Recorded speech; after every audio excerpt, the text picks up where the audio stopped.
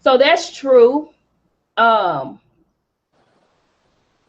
So I was listening to something earlier that okay. said something about if you don't know who you are, then okay. So what you say? How can you expect for a person to know who you are? I Yes. was listening to something earlier that said that basically, if you don't know who you are, it's like you pour so much of yourself into them to try to make them happy.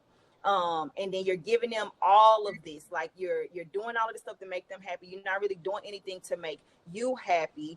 And you're trying to cater to who they are and make their lives this like great life, and you're basically putting them on a pedestal, which wouldn't really be too much, I feel like, an issue if you was doing that stuff for yourself too.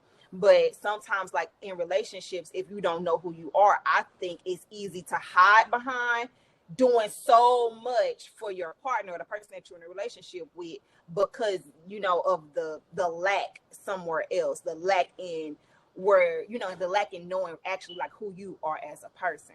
Hmm. Yeah. It's so many variables to that. The situation, depending on who the two people are in the relationship, it's just everything is not a one for all. Yeah.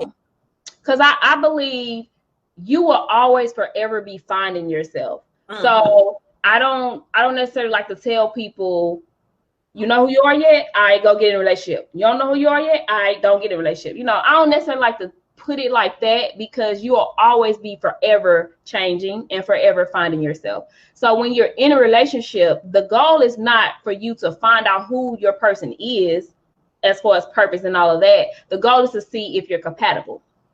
And guys, correct me if I'm wrong. But the goal is to see if you guys are compatible, so you can see if you are fit to even build life together.